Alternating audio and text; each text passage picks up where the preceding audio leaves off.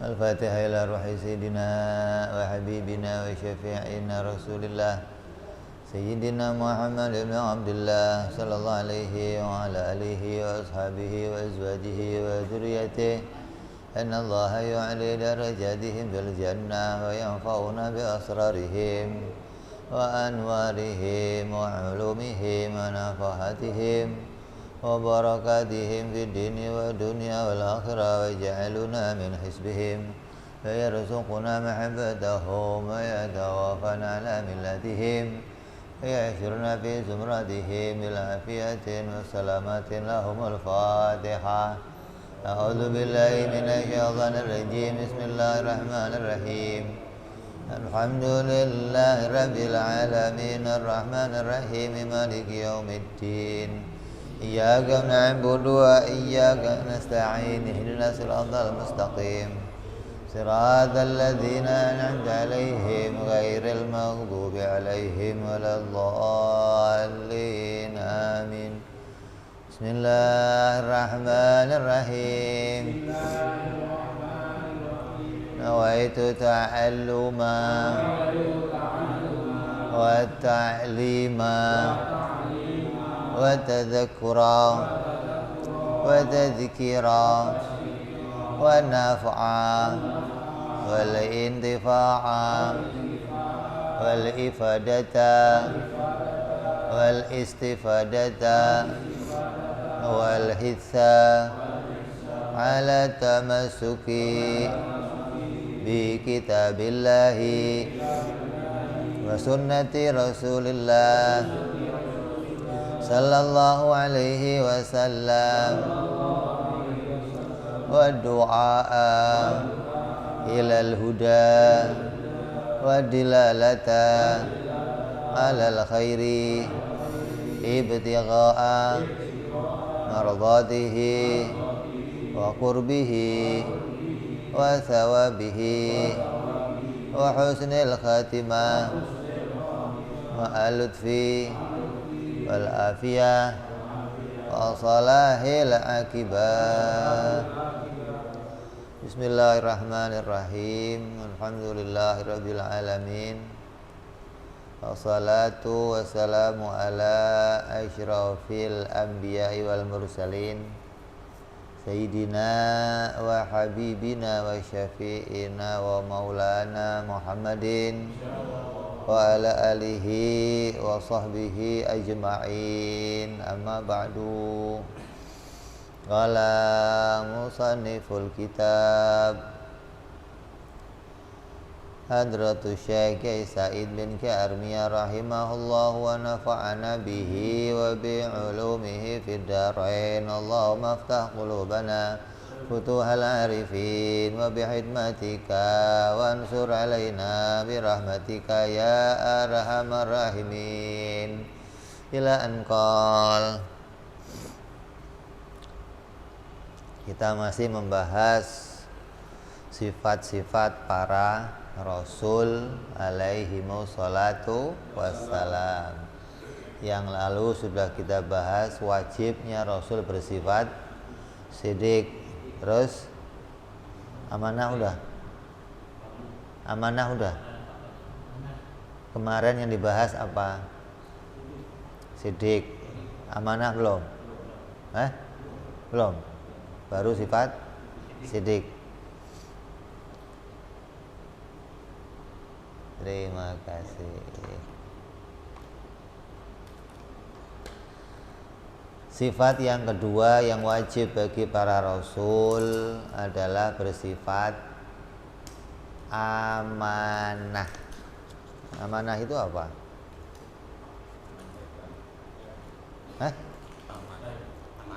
Amanat itu apa? Amanat itu apa? Itu matablek dong. Kalau amanat itu apa amanat? Ini orangnya amanat nih.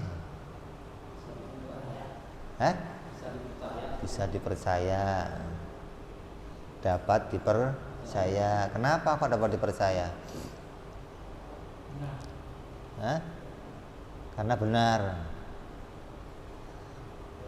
Oh, uangnya dapat dipercaya. Kenapa sih? Karena amanat.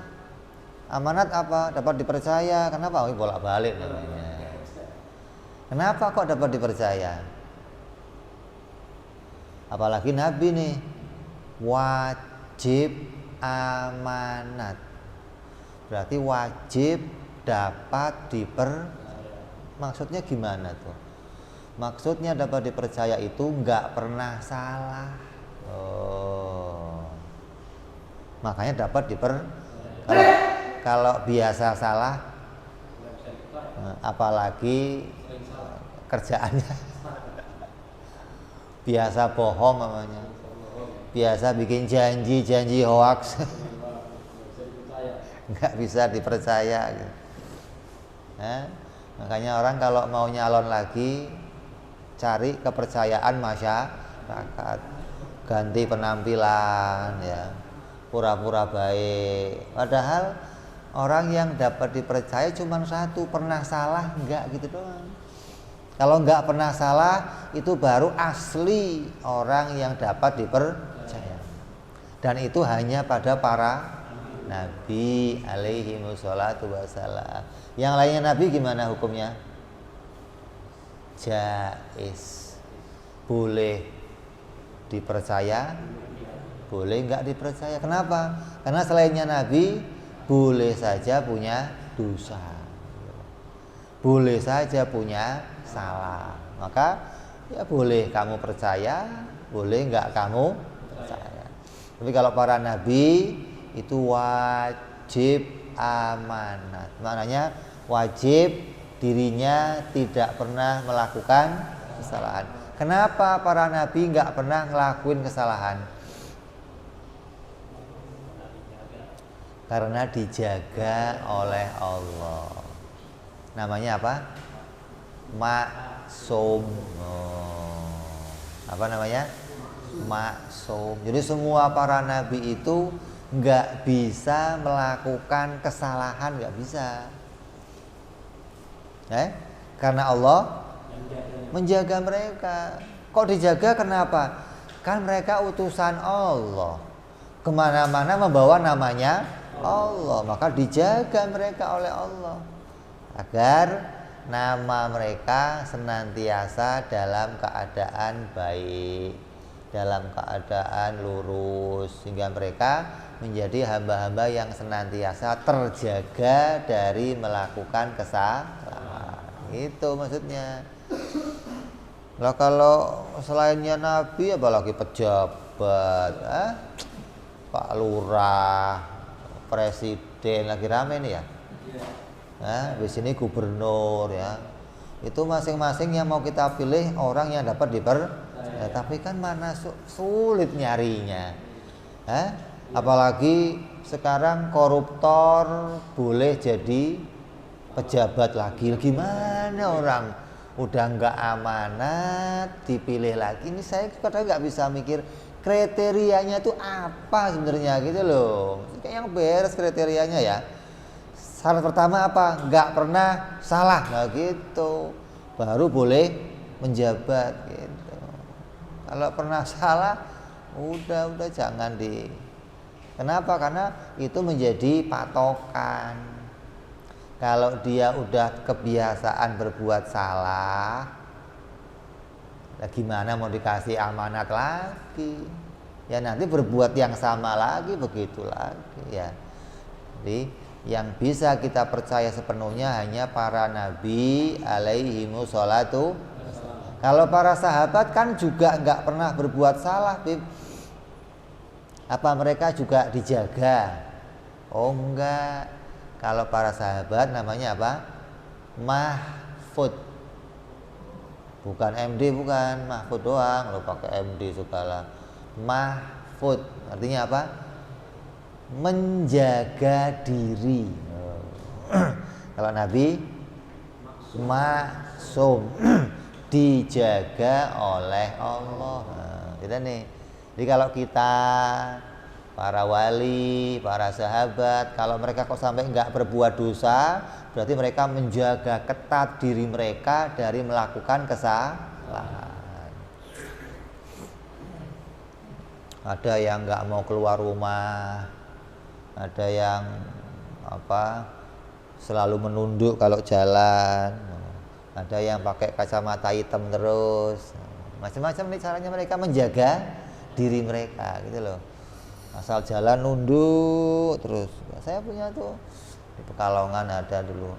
Sampai kalau mau nengok begitu berat tuh. Sampai lehernya udah begini aja. Karena memang nggak mau lihat yang macam-macam, nggak mau.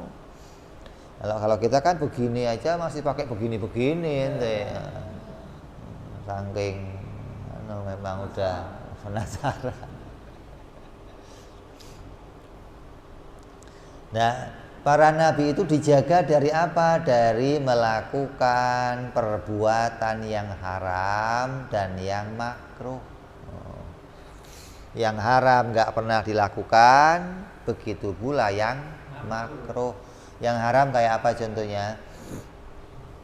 Ya, makan makanan yang haram, minum minuman yang haram, kawin dengan cara yang haram, kerja dengan cara yang haram, riba, berbohong. Ini semua perbuatan-perbuatan itu tidak pernah dilakukan Nabi. Jadi kalau kita melihat kemarin tuh sifat apa kemarin kita bahas? Yang udah kita bahas sifat apa? Sidik. Artinya apa? Benar di dalam ucapannya. Kalau amarat ini benar di dalam perbuatannya gitu loh. Jadi Nabi itu senantiasa benar baik ucapannya maupun perbuatannya. Ucapannya benar diukur dari mana? Sesuai dengan kenyataan. Kalau ngomong selalu sesuai dengan kenyataan namanya orang benar. Tapi kalau ngomongnya selalu hoax namanya apa? Tukang ngibul gitu. Pembohong. Begitu pula benar dalam perbuatannya. Ukurannya apa? Perintahnya Allah Subhanahu wa ta'ala. Jadi Nabi itu selalu cocok sama perintahnya Allah, nggak pernah keluar dari perintah Allah. Yang haram-haram Allah jaga mereka, nggak sampai para nabi melakukan yang haram-haram. Terus itu yang dohir, perkara haram yang dohir. Begitu pula perkara haram yang batin. Kayak apa contohnya? Sombong, hasud, riya, kibir. Itu perkara maksiat, tapi maksiat hati. Ada maksiat dohir, ada maksiat hati. Nabi dijaga oleh Allah dua-duanya. Tidak pernah ngelakuin maksiat dohir dan nggak pernah ngelakuin maksiat batin. Jadi batinnya bersih, nggak ada sedikit pun cacat dalam batinnya.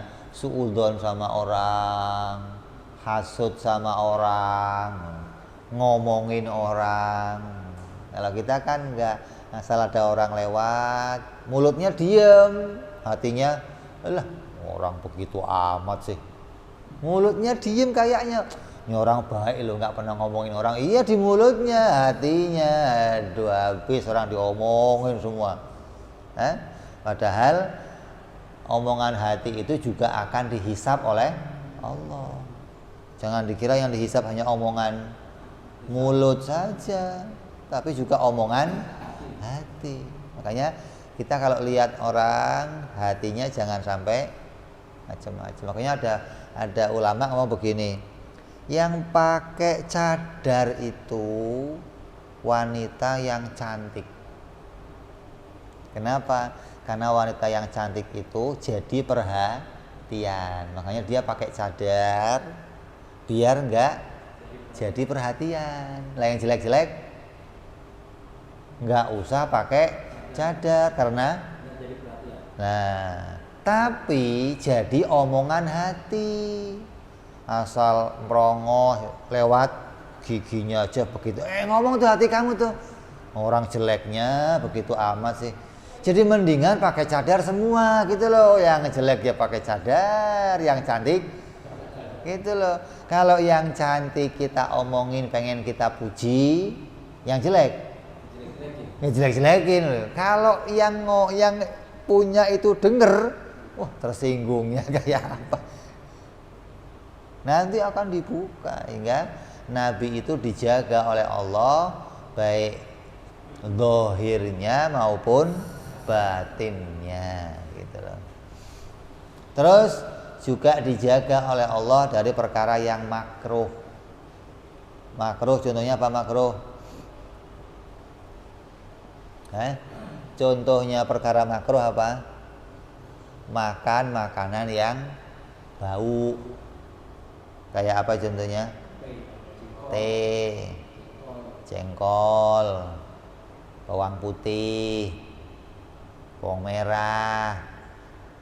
Tapi dalam keadaan mentah gitu. Kalau manteng yang udah jadi kancing levis disemur mau enak itu mah. Mantap gitu. Kalau yang mentah tuh kamu makan, waduh, udah mulut baunya nggak karuan. Kalau yang udah jengkol dimasak mah paling kencingnya doang yang bau, mulutnya kagak bau. Coba kencingnya nanti, waduh. Tapi kalau yang mentah, udah mulut bau, kencingnya apalagi.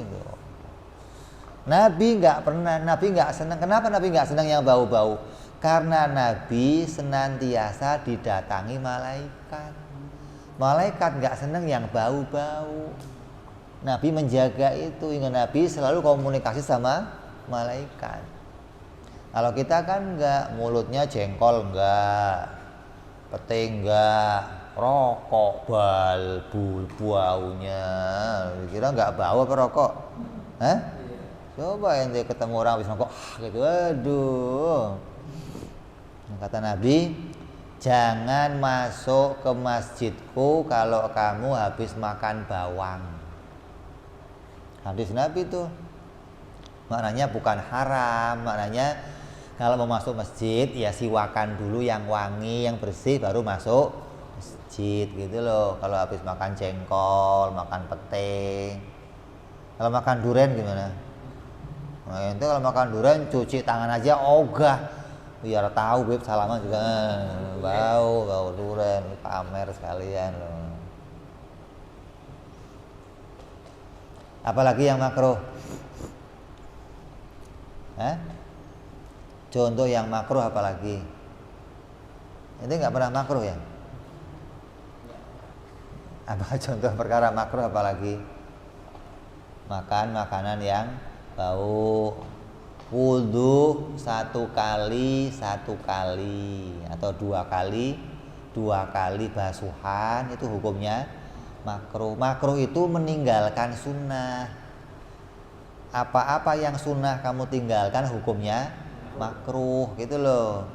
Qobliyah, ba'diyah kamu tinggal hukumnya makruh gitu maksudnya. Apa-apa yang sunnah kamu tinggalkan hukumnya makruh. Nah, Nabi nggak seneng sama perkara makruh, dijaga oleh Allah dari ngelakuin perkara makruh. Terus apalagi yang makruh? Melihat auratnya sendiri, melihat aurat istrinya, hukumnya makruh kecuali ada hajat, mau diobatin atau mau apain kek, maka hukumnya nggak makruh. Tapi kalau iseng-iseng sambil makan nasi goreng lu liatin, hukumnya makruh. Apalagi? Kencing sambil berdiri, hukumnya makruh. Lihat lubangnya itu hukumnya makruh. Punya harem tuh, harem kita tapi yang haremnya orang. Lah kalau dibuka lebih dalam gimana? Pengen lihat dalamnya lagi ente, penasaran mamanya. Hukumnya apa? lebih makruh. Nggak haram nggak? Kalau haram kan nggak boleh, dosa. Gitu. Terus kencing sambil berdiri, artinya bisa punya kesempatan jongkok tapi dia nggak jongkok, milih kencing. Itu hukumnya makruh. Dan makruh yang lainnya, semua yang makruh itu juga tidak pernah dikerjakan sama Nabi. Yang haram ya nggak pernah, yang makruh ya tidak pernah. Ini yang dimaksud Allah menjaga para nabinya dari melakukan hal-hal yang sampai mencacati kehormatannya. Jangankan yang haram, yang makruh, sampai perkara yang rendah, safasifil umur, perkara yang menyalahi adab sopan itu juga enggak dikerjakan Nabi. Kok apalagi sampai dilarang? Yang enggak dilarang tapi termasuk perkara yang tidak punya sopan, itu enggak dikerjakan Nabi. Contohnya apa? Ngupil, sendawa, apalagi tusuk gigi nggak ditutup, congkel depannya orang, itu mengurangi kehormatan. Itu pun nggak pernah dikerjakan Nabi, gitu loh. Jadi Nabi itu sikapnya, sosoknya, apa yang dikerjakannya semua terhormat semua. Nggak ada yang nggak terhormat, nggak ada. Maka beliau, para nabi dijadikan apa sebagai apa? Contoh, suri tauladan. Masa ada contoh berbuat salah? Gimana sih? Masa ada contoh tapi kelakuannya sama kayak kita? Maka Allah menjadikan para nabi sebagai contoh, itu betul-betul dijaga dari melakukan kesalahan. Agar apa? Tidak sampai terkurangi kehormatannya, agar tidak sampai mencacati kemuliaannya. Beliau senantiasa jadi contoh, tauladan terus. Itulah yang harus kita imani dari sifat amanah gitu. Jangan sampai kamu mencacati derajatnya para nabi.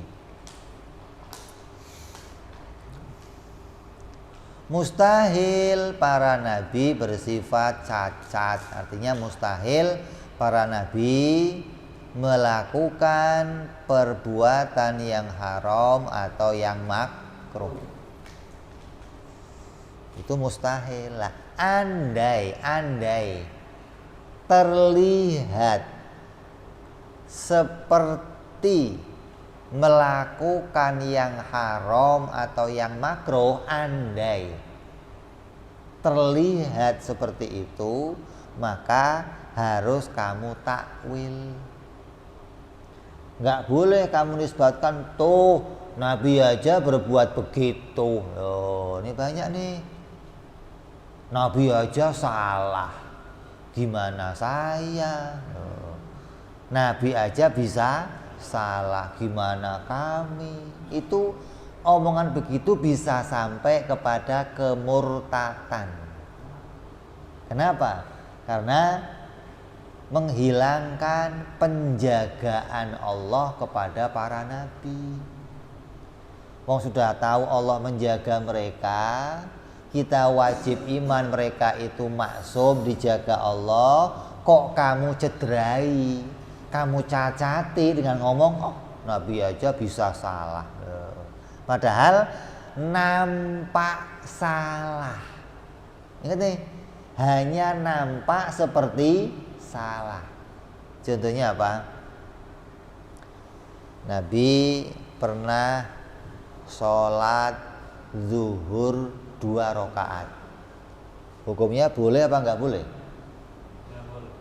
Enggak boleh. Sholat zuhur berapa rakaat? 4. Nabi pernah zuhur 2 rakaat. Berarti kan hukumnya haram. Ya. Ketika Nabi melakukan itu, sahabat mengingatkan, "Ya Rasulullah, cuma 2 rakaat zuhurnya." Nabi nanya sama yang lain, "Betul saya 2 rakaat?" "Iya ya Nabi." "Betul?" "Iya." Maka Nabi berdiri lagi, melanjutkan 2 rakaat lagi. Artinya ketika kelihatan seperti salah pada Nabi, itu maksudnya mau mengajarkan sesuatu kepada kita, gitu loh. Jangan kamu nilai Nabi aja begitu. Oh, ini goblok namanya kamu. Nggak ngerti Nabi itu dijadikan Allah sebagai contoh. Maka kalau nggak ada contoh yang begitu, gimana kamu bisa tahu solusinya? Maksudnya ketika nanti kamu kok lupa, nggak usah ngulangin sholat dari awal, cukup ngelanjutin, gitu loh. Lupa 3 rakaat salam umpamanya, lupa 2 rakaat salam, diingetin, tinggal nambah lagi sisanya. Yang penting ketika diingatkan masih di situ. Belum ngopi keluar belum, oh, udah ngopi keluar diingetin nambah lagi, itu nggak boleh. Kalau udah ngopi harus diulang lah, gimana. Terus Nabi pernah juga kencing berdiri, hukumnya apa? Berarti Nabi pernah makruh dong. Oh, Nabi pernah tuh kencing berdiri, tapi cuman sekali. Nah, untuk apa kencing berdiri? Untuk mencontohkan, untuk memperagakan bahwa kencing berdiri hukumnya bukan haram. Dan keadaan Nabi ketika kencing berdiri tidak memungkinkan untuk kencing jongkok. Kapan? Kencingnya waktu peperangan. Nggak ada kesempatan untuk jongkok. Maka mau nggak mau kencingnya dalam keadaan berdiri. Jadi kencing berdiri yang Nabi kerjakan hukumnya apa? Wajib. Gitu loh. Kenapa kok wajib? Nabi wajib mengajarkan caranya kencing yang benar. Kapan waktunya jongkok, kapan waktunya berdiri. Kamu jangan sok-sokan sunnah. Kan jongkok sunnah, oh tiap kemana aja jongkok aja, di tempat lainnya jongkok, di jongkok, ya nggak bisa jongkok, ya nggak usah jongkok, gitu loh. Karena jongkok itu di tempat yang kita bisa jongkok, gitu loh. Ya nggak bisa jongkok, ya nggak usah jongkok. Jangan wah mah sunnah jongkok di mana, jongkok aja biar repot juga jongkok. Ini nggak ngerti hukum namanya. Nah, Nabi mempraktekkan tuh. Kapan waktunya jongkok, kapan waktunya enggak jongkok lah. Kalau kita kan enggak, kadang ada kesempatan jongkok milih diri, itu loh yang makruh, itu maksudnya loh. Kamar mandi, ada kesempatan tutup pintu kamu jongkok, kamu milih diri, itu namanya makruh. Sudah dikasih kesempatan enggak dikerjakan. Tapi kalau enggak ada kesempatannya gimana? Ya mau enggak mau. Kayak Nabi mengajarkan kepada kita membasuh atau istinja, ya, membersihkan buang air besar, membersihkan buang air kecil pakainya apa? Batu. Pernah Pak Abud? Pak Abud? Pernah nggak praktek? Kencing pakai batu, ceboknya. Tuh, dikira begitu kan? Dulu orang menganggap itu ajaran apa? Cebok kok pakainya batu. Sekarang itu menjadi kebanggaan.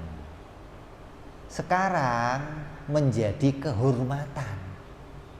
Sekarang menjadi kemuliaan. Tandanya orang mulia, kencingnya nggak pakai air ceboknya. Coba di hotel-hotel mewah ada air. Tisu. Memang tisu. Tisu itu sama kayak batu statusnya. Bukan, yang dimaksud cebok itu dua, pakai sesuatu yang keras, bukan sesuatu yang lembek. Lembek itu maksudnya cair. Tisu lembek, cair atau keras? Keras, gitu loh. Pakai sapu tangan, itu sama dengan air. Nggak usah pakai air lagi, kamu boleh sholat langsung. Jangan, oh pakai tisu mah nggak bisa sholat. Kata siapa? Nggak ngaji aja kamunya. Geli kan biasa. Kok geli? Jangan dikitik-kitikin dong. Masa kenceng dikitik-kitikin gimana sih? Dilap aja, jangan digelitikin. Digelitikin mah geli. Makanya kalau kamu pergi kemana-mana, nggak perlu bawa botol minum, nggak perlu, cukup tisu. Itu dalam keadaan kamu darurat, itu sudah menjadi sesuatu yang nggak merepotkan. Mau di jalan, mau di hotel, mau di mana aja, begitu. Bersihin, yang penting tahu syarat-syaratnya, udah nggak usah pakai air lagi. Kamu mau sholat, kamu mau apa, sah, gitu loh. Jangan, kalau pakai ini mah belum bisa sholat, Beb, nunggu ada air dulu. Kata siapa? Nabi mengajarkannya demikian. Sesuatu yang diajarkan Nabi sekarang jadi kemuliaan. Orang boleh ngomong, wah kami nih kencengnya. Nabi udah ngajarin dulu 1400 tahun yang lalu.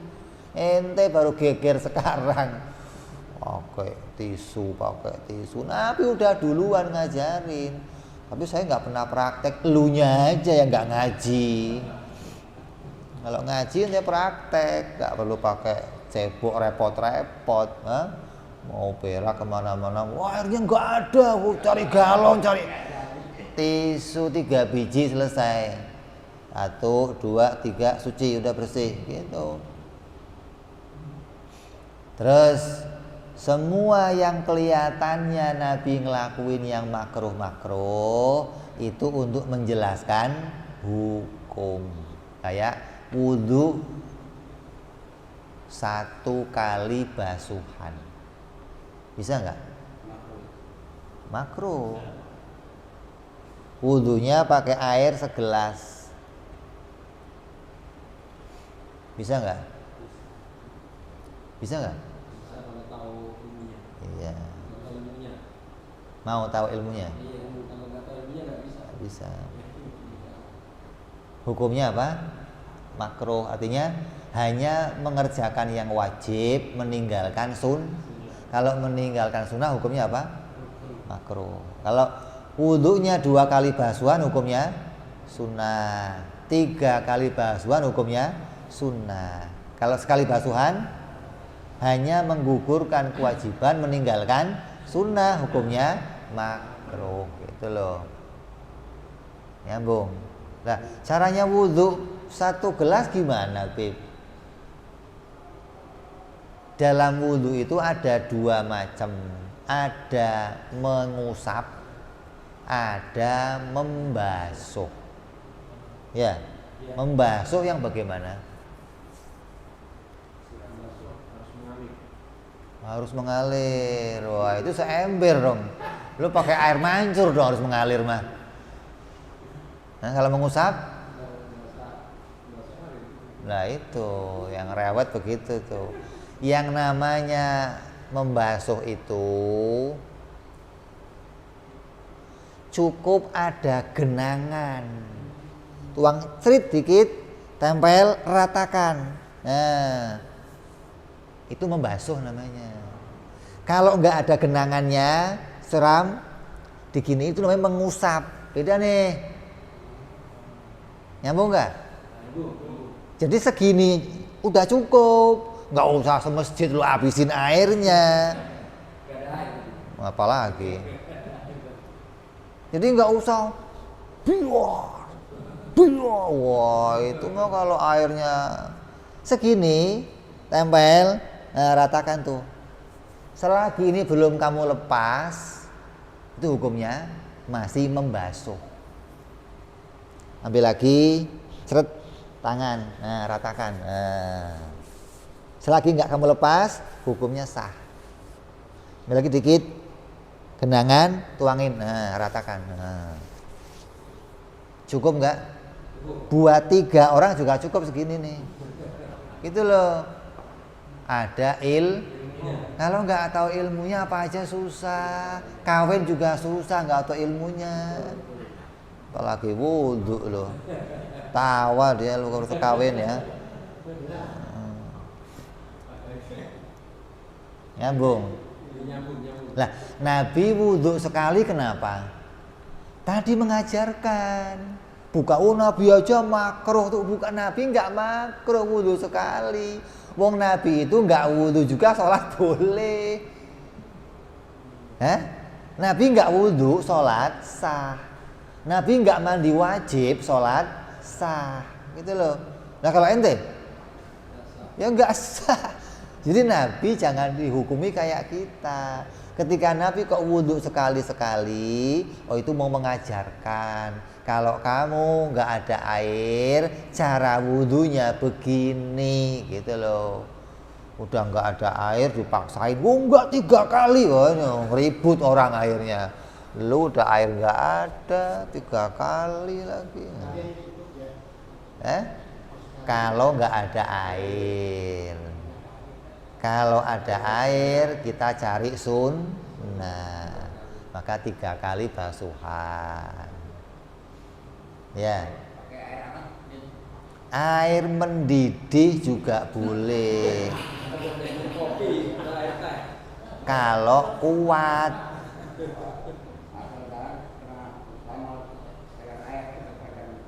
Apanya? Gimana sih? Air kan kalau air kan jadi sama. Apanya? Airnya dipotong gini gitu. Mustakmal itu nggak begitu. Ente fikih aja berantakan begitu. Yang ngajar fikih siapa sih? Nggak ada. Aduh. Lo ngapain pakai kacamata hitam doang, buang gabangan di luar? Ngajar di imam doang, nggak ngajarin fikih, nggak, rusak semuanya. Kalau wudhu di ember kan nggak berkecepatan air. Kata siapa?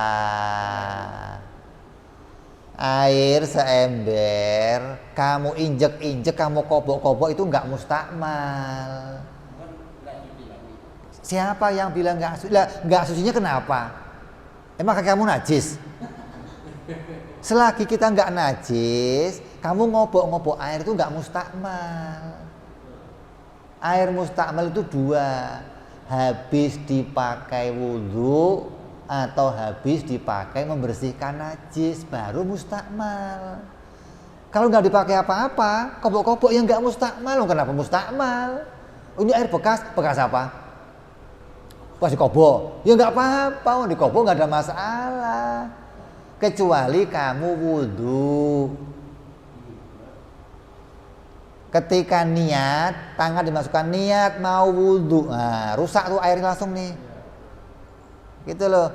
Ketika wudhu nggak usah niatnya ini mau ngambil air, ambil airnya baru niat mau wudhu. Ini nggak mustakmal, masukin lagi nggak ada masalah. Lain lagi mau basuh tangan, ambil dulu airnya, pinggirin tuh. Nah, selesai, ambil lagi, mau basuh tangan, kan nggak ada masalah. Kenapa? Belum tahu ilmunya. Maka saya nanya yang ngajar fikih siapa di sini? Kurang ajar, imam doang dia bisanya, ngapain kerjaannya?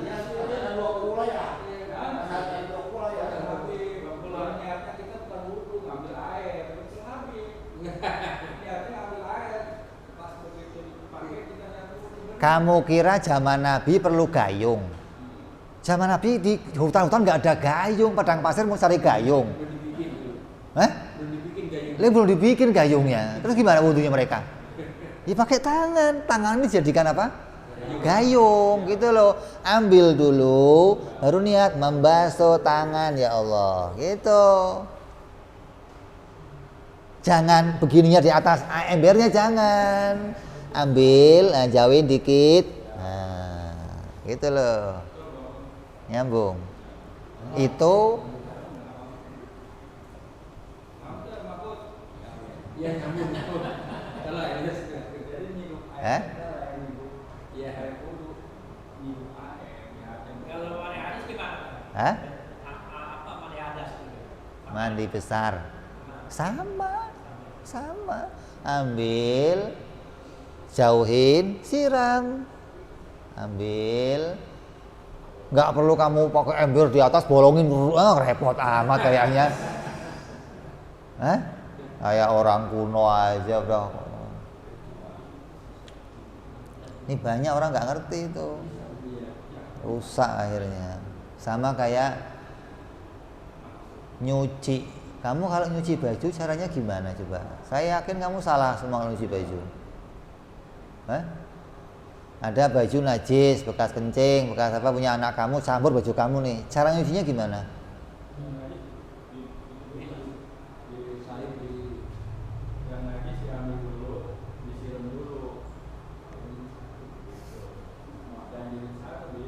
Kenapa emang? Kata siapa? Cari ilmunya dulu. Kalau air seember, kamu masukin baju yang ada ompolnya, najis semua.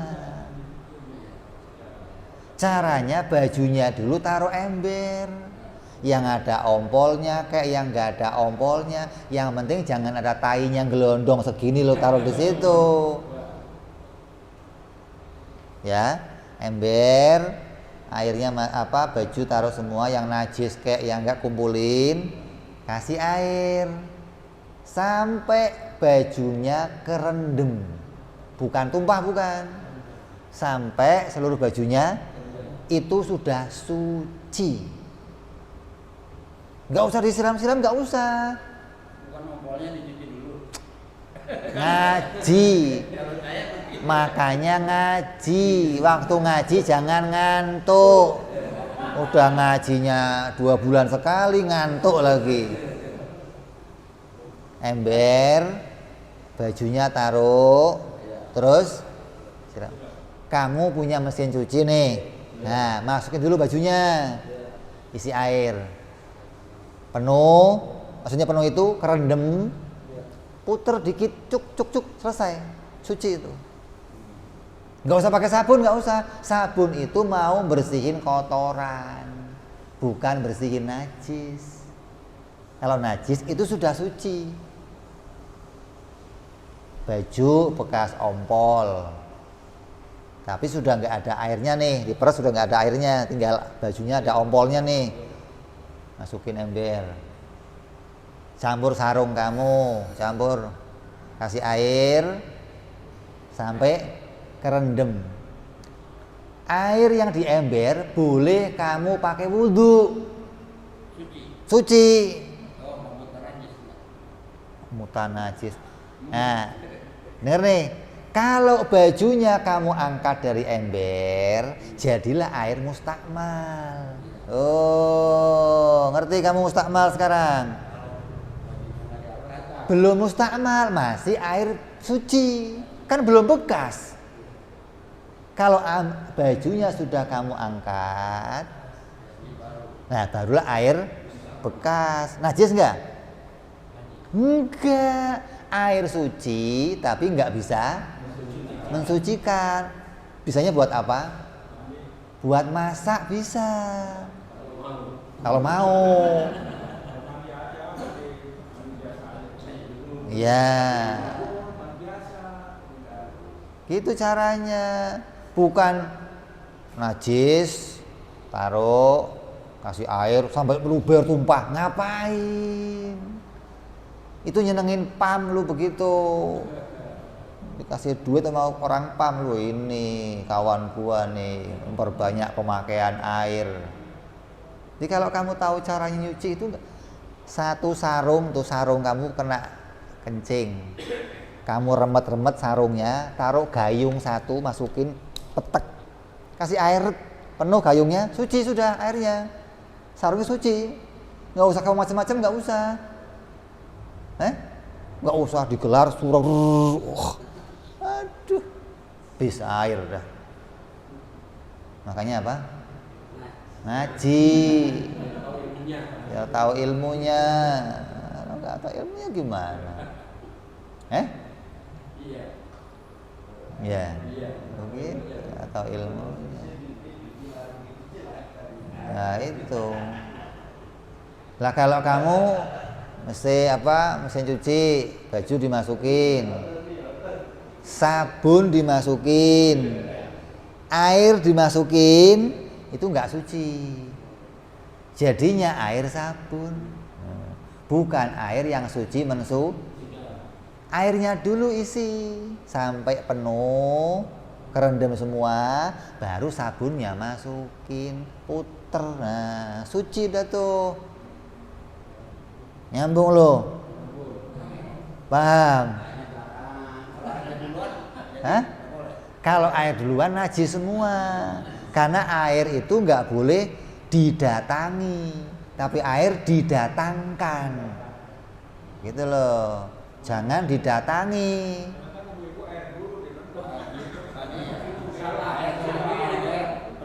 Makanya sekarang susah jadi wali. Lewong bajunya aja najis buat sholat, gimana mau jadi wali?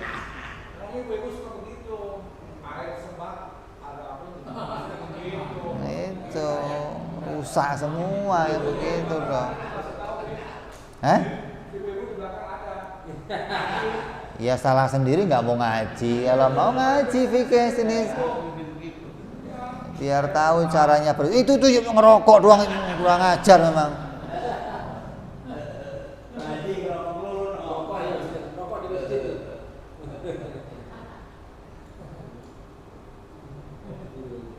Ya. Jadi jangan sampai kita menisbatkan Nabi seperti kita. Kan ada beritanya, Habib, Nabi salah. Iya. Tapi harus kamu takwil. Kenapa? Nabi itu contoh. Ketika Allah menjadikan mereka kelihatan salah, mesti ada apa-apa nih yang mau kita ambil hikmahnya, gitu loh. Nggak sembarangan Allah menjadikan yang seperti itu, nggak sembarangan. Nabi kencing berdiri, Nabi sholat 2 rakaat salam, Nabi wudhu sekali-sekali, Nabi pernah mau menceraikan istrinya. Nyerai istri hukumnya apa? Makruh. Nabi nggak pernah makruh. Kalau Nabi kok nyerai istri gimana? Bagi Nabi itu wajib. Kenapa? Mencontohkan. Kalau nggak ada orang nyerai istri. Gitu loh. Jadi kamu jangan menisbatkan Nabi aja begitu, jangan. Itu bisa sampai kamu murtad, menyamakan, mensejajarkan Nabi dengan kita. Nabi itu maksum, kita bukan. Gimana kamu sejajarkan, gitu loh. Jadi apapun yang kelihatannya salah pada Nabi harus ditakwil. Jadi jelas ya. Kita wajib iman Nabi itu amanah, artinya dapat dipercaya. Kenapa dipercaya? Nggak pernah ngelakuin salah. Kenapa nggak ngelakuin salah? Karena dijaga oleh Allah, maka nggak pernah ngelakuin salah. Jadi bentuknya benar gimana? Benar ucapannya, benar pula perbuatannya. Kenapa? Karena Allah menjaga mereka dari melakukan kesalahan. Kalau kamu sudah tahu Allah menjaga mereka, ya kamu jangan ngomongin mereka salah, gitu loh. Kalau saya ngomong Nabi salah gimana, Bib? Memang tulisannya Nabi salah, tapi maknanya salahnya ini salah yang Allah jadikan sebagai mata pelajaran, gitu loh. Oh, ini untuk mengajarkan hal ini. Oh, yang begini untuk mengajarkan hal ini. Jadi nggak ada sesuatu yang Nabi kerjakan sia-sia, nggak ada. Nabi pernah nyuruh kita baca kunut, tapi Nabi pernah nggak baca kunut. Kenapa nggak baca kunut? Oh, mau mengajarkan sujud sahwi, gitu. Ketika Nabi kok meninggalkan kunut, oh berarti mau mengajarkan sesuatu yang lain. Nah, Nabi paling senang sama sunnah. Nabi nggak bakal ninggalin. Kalau Nabi kok ninggalin sunnah, pasti ada apa-apa nih. Nah, gitu. Ya. Jadi wajib Nabi amanah, mustahil Nabi berkhianat. Maksudnya berkhianat itu sengaja melakukan kesalahan. Kayak koruptor itu udah disumpah sengaja melakukan kesalahan. Maka mereka mencoreng diri mereka sendiri gitu loh. Lah Nabi ini nggak mungkin mencoreng dirinya nggak mungkin, karena Allah menjadikan mereka sebagai orang-orang yang dijadikan contoh atau tauladan untuk seluruh manusia. Insyaallah kita sambung yang akan datang, bicara lagi sifat tablek. Wallahu a'lam bishawab. Wa ila hadratin nabi. Al-Fatihah. A'udzu billahi minasyaitonir rajim. Bismillahirrahmanirrahim. Alhamdulillahirabbil alamin arrahmanir rahim maliki yaumiddin. Iyyaka na'budu wa iyyaka nasta'in. Ihdinas siratal mustaqim. Siratal ladzina an'amta 'alaihim ghairil maghdubi 'alaihim waladdallin. Amin. Ya Rabbana i'tarafna bi annana iktarafna wa annana asrafna 'ala ladha'i ishrafna. فتوب علينا توبة تغسل كل حوبة واستر لنا عوراتي وآمن رواتي واغفر لوالدينا ربي ومولودينا والأهل والإخوان وسائر الهلان وكل ذي محبة أو جيرة أو صحبة والمسلمين أجمع آمين ربي اسمع فضلا وجودا منا لا باكتساب منا بالمصطفى رسولي نضى بكل سولي صلى وسلم ربي عليه عند الحبي وآله وصحبه عدد طاسي صحبي والحمد لله في البدء والتناهي سبحان ربك رب العزة عما يصفون سلام على المرسلين والحمد لله رب العالمين. Assalamualaikum warahmatullahi wabarakatuh.